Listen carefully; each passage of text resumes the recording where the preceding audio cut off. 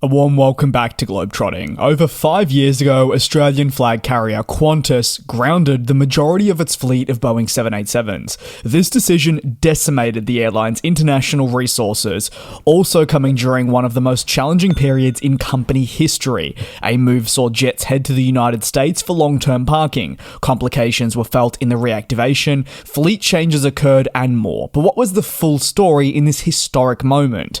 Well, when the COVID-19 pandemic hit, Australia was one of the early responders, deciding to shut borders and limit non-essential travel. Restrictions were placed on each respective state that lasted years. While the limits were off and on, in total their duration extended far beyond other countries. With each state having a different set of restrictions, it meant that interstate travel was hard enough, let alone with harsh government-imposed conditions for those arriving into the country as well.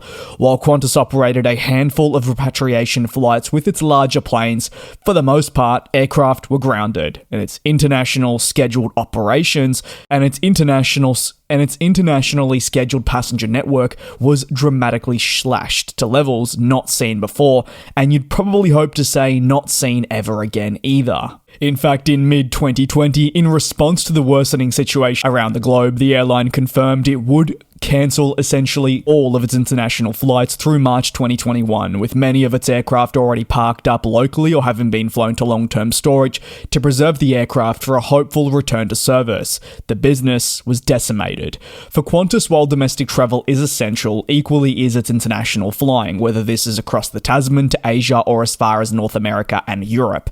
However, restrictions put in place limited operational capabilities and hampered the financial position of this business. The toll on the fleet was visible. Very early days, the company said 100 of its 126 planes at the time were being put in long-term storage, limiting the ability to fly, paired with a generalized lack of demand to actually serve. In mid-2020, after analysing the situation and seeing what could only be described as a worsening scene unfold, Qantas decided to send its 787 fleet to the desert. Victorville remained the ideal climate for the long-term storage of many of the airline's wide-body jets, thanks to its low rate of humidity. Therefore, locations such as these did become a massive hub for airlines' fleets to be transported, and it is worth mentioning that planes are grounded at many points during a year, and it doesn't just have to be a global pandemic.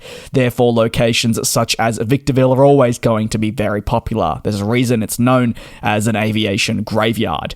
Initial forecasting suggested the aircraft would spend quite a period in storage without an intention to return the jets to service anytime soon. This draws back to the work being actually put in to move the planes to long-term storage. It wasn't a decision taken lightly, and certainly one that would not have been made if they intended to bring the plane back in, say, 2 months. It was a strong commitment to the unfolding scene of events. A decision to send most of the 787 fleet came as well because of the optimal conditions. Alice Springs, a local spot where Singapore Airlines parked their planes, was not used due to the airline's concerns about the high humidity levels.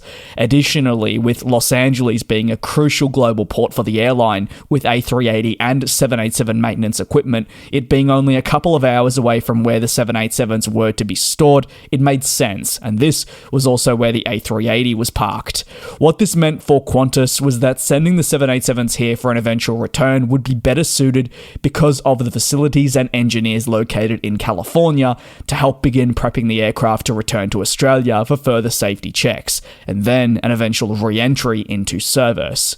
Qantas confirmed, however, that it would not send all of its 787s to storage when it announced the decision, saying that some would stay in Australia as a contingency in case international services were to resume, and a matter of days later, the airline confirmed that charter flights would occur to Antarctica. This is something that's always been long part of the Qantas operation, but in the past it was done with the Boeing 747. A casualty, interestingly, of the COVID-19 pandemic was that very 747, a long-standing aircraft type which was grounded and then permanently retired.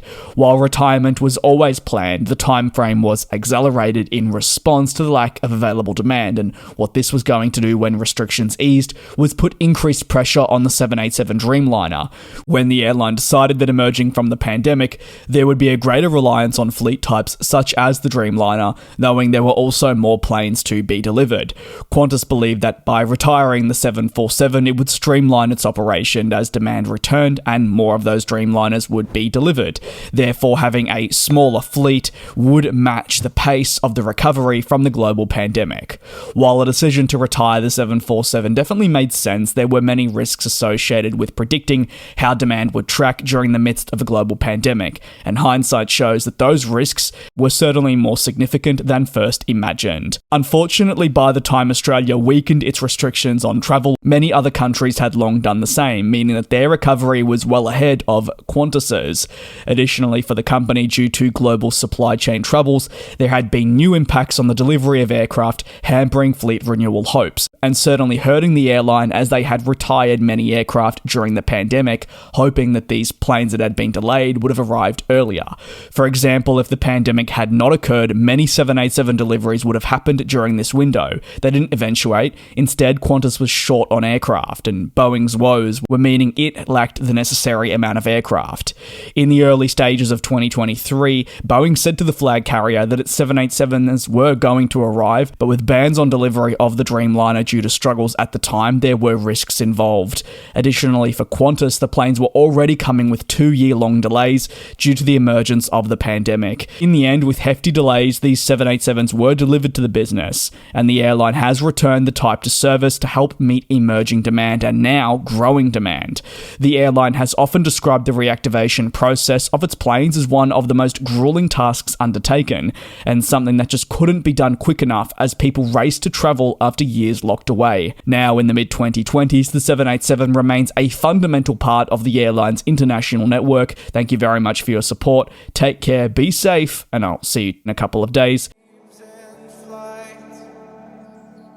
And we'll fly.